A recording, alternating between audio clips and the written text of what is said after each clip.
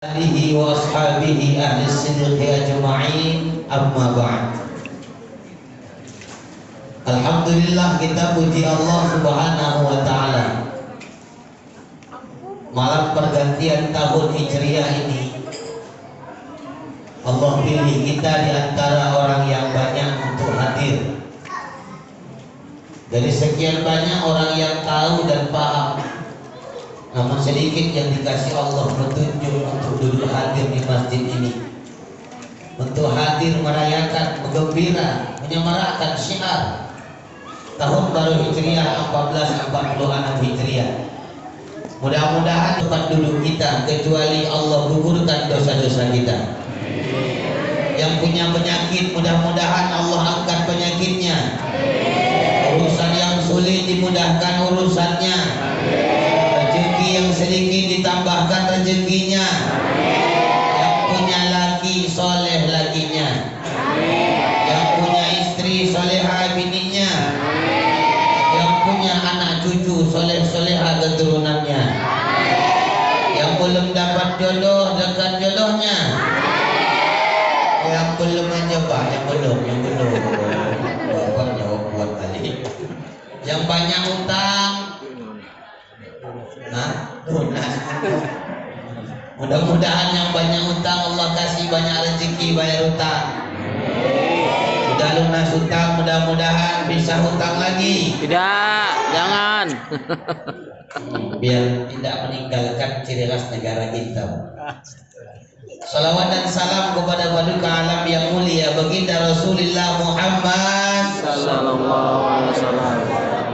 Sanjungan cinta rindu yang begitu luar biasa kita buktikan dengan mengucapkan salawat sepanjang saat kepada Rasulullah, hak mendapatkan pengakuan Rasulullah menjadi umatnya di akhirat nanti. Amin ya rabbal, amin ya rabbal. Para alim khusus guru kita bersama, kami selalu menyebut di Wasliyah namanya Muallim Nasir, yang tadi sudah menyampaikan biasa di hadapan kita.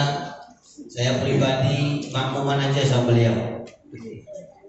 Apa yang beliau sampaikan, insya Allah masjid juga bisa mengaplikasikannya, dan ada beberapa rangkaian nasihat dan arahan dari beliau untuk mengurus masjid.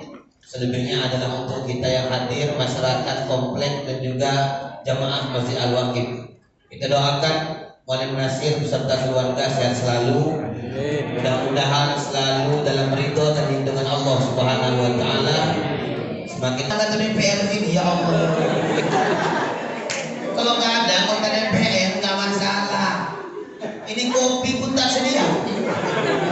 Ngantuk-ngantuk aku tadi di bawah. Ditambah selawat gendang hadroh orang ini enak, udah nggak, ya Allah, lama-lama ketiduran aku nih. Aku tengok jam 10 lewat, acara aja berapa lah siapnya begini.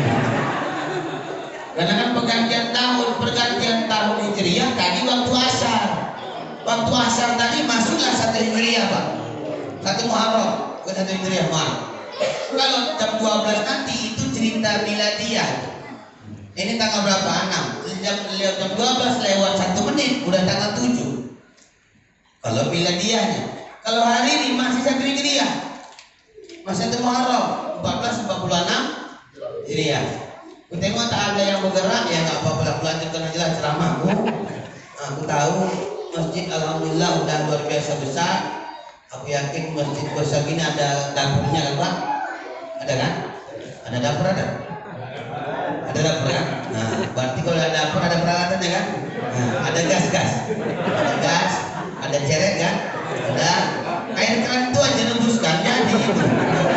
Yang penting minum. Biar terhias aja mejanya. Bil khusus untuk adik-adikku para hafizah, para calon hadir, asbab anak-anak rajin ngaji, menghafal Quran, ini menjadi paku bumi.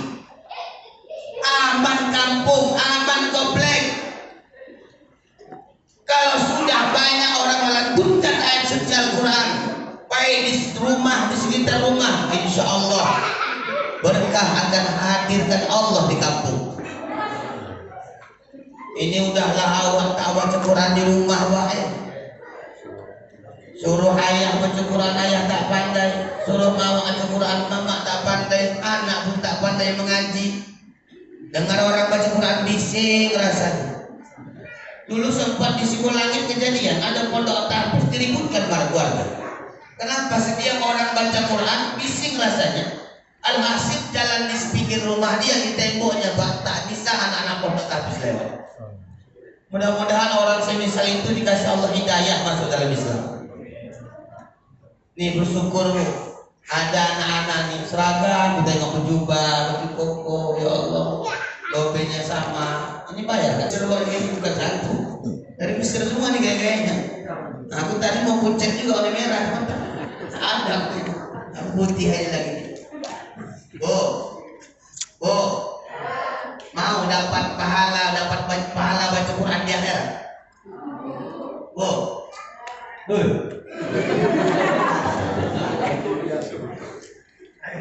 Kita tak pandai baca Quran. Terakhir baca Quran waktu sebelum nikah. Kalau dulu jangan tanya, bercakap mencoba itu sama tetangga sebelah, kaidah sama kaidah bercakap. Oke, aku kalau teringat anak-anak baca Quran, ya Allah teringat aku dulu di kampung dibacakan mama baca Quran. Hatam kan itu hatam 3 kali bulan. Berharap nanti dapat syafaat dari Allah Ta'ala melalui syafaatnya ahli-ahli Quran. Kalau sudah hatam anak-anaknya 30 juz, aku namaku aja di ujung mana nama budaya? Namaku aja di ujung tuh habis. Kalau hafalan habis Pak. Dulu nyawa habis, sekarang habis Pak. Dulu malam 26 juz alhamdulillah dulu. Masuk ke Medan hilang. Kenapa gak aku ulangi? Bayangkan kau lah baca ayat kuliah kafirun tak nyampe simpang. Pernah kau itu? Imam Tarawih baca kuliah ayuhal kafirun tak sampai bolak balik situ aja. Kuliah ayuhal kafirun la a'budu ma ta'budun wala antum 'abiduna ma a'bud wala ana 'abidun ma 'abadtum wala antum 'abiduna ma a'bud wala ana 'abidun ma 'abadtum wala antum 'abiduna ma a'bud wala ana 'abidun ma 'abadtum wala antum 'abiduna ma a'bud. Kita mau juga ke atas kaligrafi pikirnya tulisan Pak. Wala ana 'abidun ma 'abadtum wala antum 'abiduna ma a'bud. Ada anak-anak penghafal Quran baru belajar diingatkannya salah pula. Lakum dinukum walad dhalin. Kacau. Inilah penerus imam masjid Bu. Dari Aceh, Pekanbaru, dari Sidempuan, dari sudah menghafal Quran kita sok mantap kalau bahasa kami Tanjung Balai. Sok mantap itu untuk menghafal Quran dia langsung maju menghafal jadi imam. Bukan. Kadang-kadang banyak orang tua ini udah pikun Pak. Ada modelnya orang tua nih. Dia imam di kampung. Dari mulai berdiri masjid, dari mulai surah belum jadi masjid. Dia masih kuat jadi imam. Begitu ada anak pondok keluaran pondok tahfiz, pondok pesantren, pondok tahfiz Jam-Jami.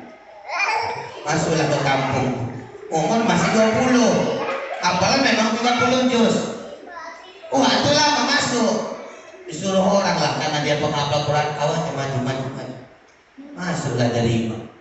Allahu Akbar. Dibawanya langgam baca Qurannya, hafalannya enaklah dengan mak di belakang. Begitu keluar dari pintu ditarik waktu yang tadi nih.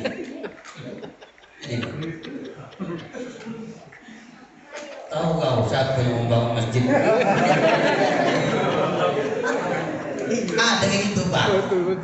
Belum lagi lahir maman sama ayah kau.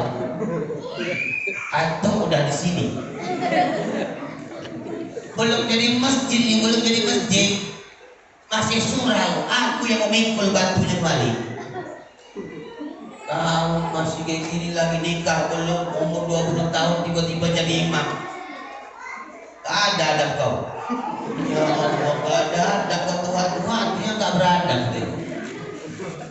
Dalam fikih yang berhak jadi imam bukan perkara tua, Pak. Tua kalau pikun gak bisa jadi imam. Tua kalau pikun gak bisa jadi imam. Yang pertama dibahas a'lamuhum, orang yang paham. Dua-duanya di kampung itu yang paham. Siapa di antara mereka afsahuhum, orang yang lebih fasih. Ada orang kadang-kadang cendal membaca huruf roh nggak bisa. Allah kedua Allah. Bismillahirrahmanirrahim. Bismillahirrahmanirrahim. Selagi ada yang fasih tak boleh jadi. Kecuali begitu semuanya, Pak. Sekampung tuh lolo semuanya. Orang yang paham, karena kalau tak ada ilmu, kalau tak ada ilmu sholat kacau. Kalau ilmu tak ada, contoh, aku imam, ini nggak punya ilmu, Pak. Imam, pas waktu sujud sholat maghrib rakaat pertama, kentut, batal dong, ya kan? Batal kan? Orang yang nggak berilmu tadi dia bingung, gimana ini? Udah batal? Kan tak mungkin waktu merangkak sendirian.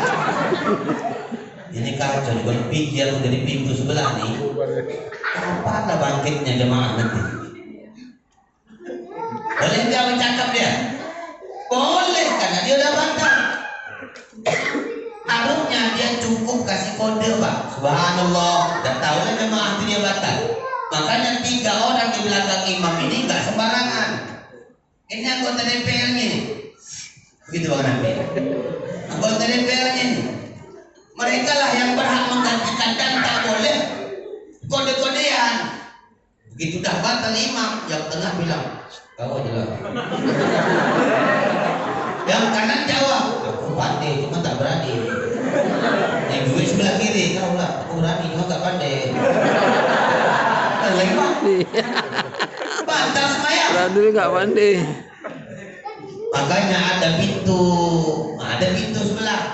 Ketika imam batal, dia ucap subhanallah. Apa itu? Ya Allah, kejut aku, Bang. Ini kopi, kopi. Gak lama nunggu dapat kopi baru surprise gitu loh. Cuman goreng putih juga ini ada, ya tinggal buka aja ya. Dingin juga ya. Aku lama-lama kalau air putih gini Bang aja. Rasanya kayak bukan ustaz. Kayak dukun aja. Nah, lanjut nyingga ilmu tadi.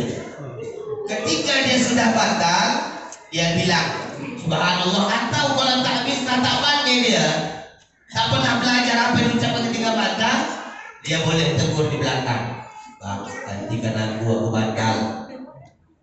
Dan begitu si dia ada bercakap, dia pergi dari situ, jangan nongkrong lagi di muka. Tengok ini siapa yang maju ini, siapa yang maju?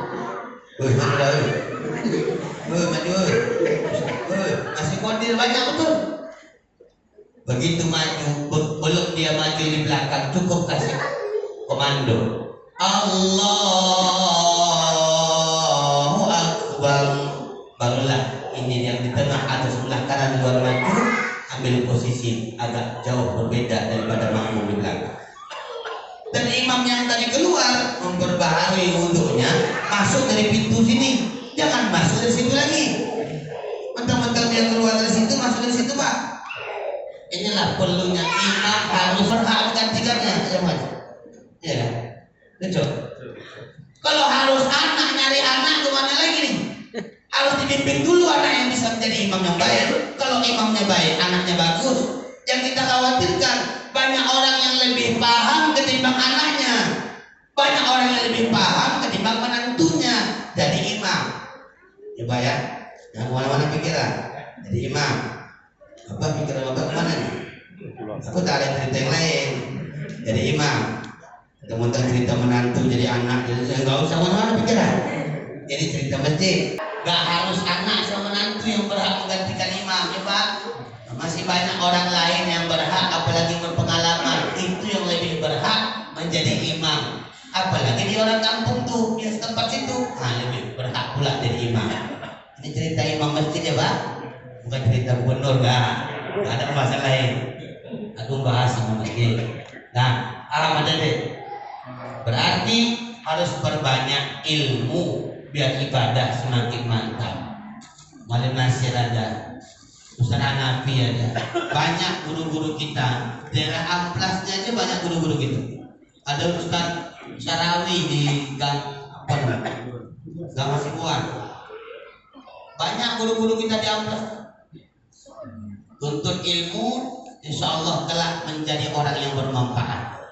Ibu bapak yang dimuliakan Allah Subhanahu wa Ta'ala, aku rasa tak banyak-banyak. Tengok udah jam 12, kurang 1 jam setengah. Jadi, ya kan? Aku tak banyak-banyak.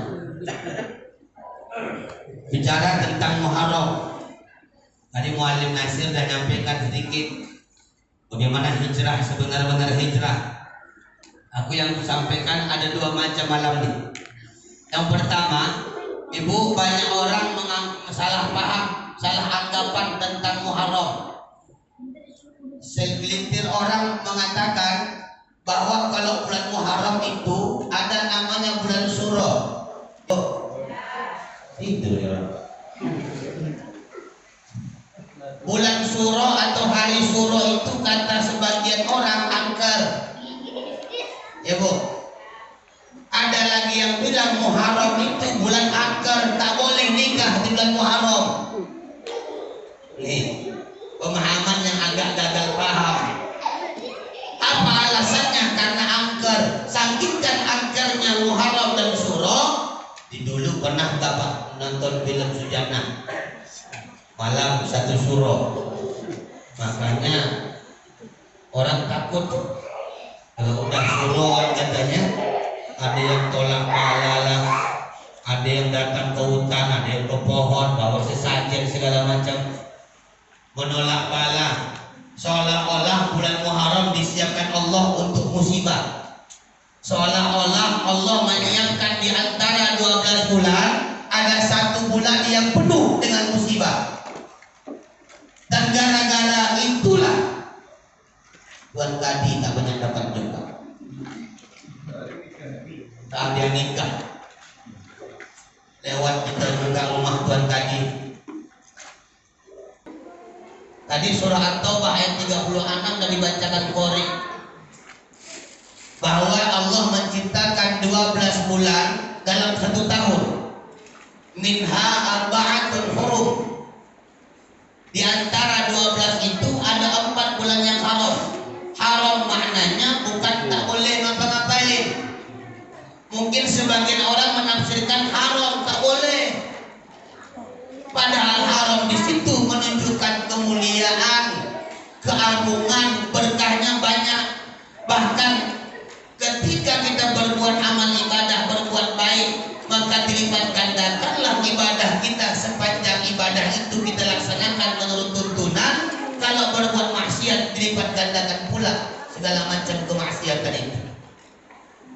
Inilah yang bulan haram tadi. Zulqa'dah, Zulhijjah, Muharram. Tak benar. Saat Muharram, satu lagi Rajab. Di antara yang 4 ada 1 Muharram. Ini kita harus menangis sama orang-orang yang mungkin di luar sana. Ada orang yang berpendapat bahwa Muharram bulannya angker. Tidak ada yang buruk, tidak ada yang angker. Semua ciptaan Allah itu semuanya baik-baik. Bulan tak ada yang tak baik, semua bulan yang baik. Hari tak ada yang tak baik, semua hari baik. Bahkan mohon maaf, tidak ada yang bisa memberi manfaat, tidak ada yang bisa memberi mudarat kecuali dengan izin Allah Subhanahu wa Ta'ala. Jangankan nunggu Muharram Pak, Dzulhijjah banyak yang meninggal. ada guru kami di Stabat. Waktu dia mau nikah dia cerita sama kami. Tak, kata orang-orang kampung itu sebagian orang Jawa, Pak, Jawa Stabat. Ustaz, ku dengar mau nikah. Iya bu, apa yang ibu mau bantu? Kata Ustaz langsung. Entah ada ubi dari kebun itu bawalah. Entah pun daunnya nggak masalah, kata Ustaz. Gak usah Ustaz nikah Ustaz. Apa gak ibu kasih aku nikah? Bulan Muharram itu Ustaz, angker. Bahaya nanti Ustaz. Bahayanya mana? Ustaz pamali, Ustaz pamali. Nanti ada aja yang apa Ustaz yang gak enak. Itu bulan-bulan panas Ustaz. Bulan panas memang panas bulan panas. Cuaca. Udahlah bu, pokoknya ada rezeki bu, langkah ringan datang ya bu. Pesta lah Ustaz. Betul ibu itu tak datang. Karena menghadiri acara orang yang mungkin panas katanya segala macam angker bahasanya, itu bisa jadi berdampak kepada mereka, pendapat mereka. Kok gak coyo? Ustaz gak percaya Ustaz. Udah tak bilangin kemarin, jangan nikah bulan Muharram, sabar tinggal ya Ustaz. Kadang gak percaya kata orang tua. Kata wah itu dengan semangat. Apa jam di jam yang sama? Kok ayah orang tuh gak mati-mati? Bahkan ada satu kawan yang nikah di hari yang sama, ayahnya udah puluhan tahun yang lalu menikah. Mamanya sehat-sehat aja. Pas waktunya sebulan, di bulan depan, kalau enggak cuman.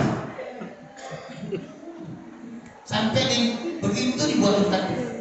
Begitu luar biasa pendapat masyarakat di jumlah Nabi dan Rasul. 313 yang menjadi Rasul, 25 yang diterima menjadi Nabi, 5 menjadi ulul azmi. Sebagian besarnya ada peristiwa pada saat bulan Muharram.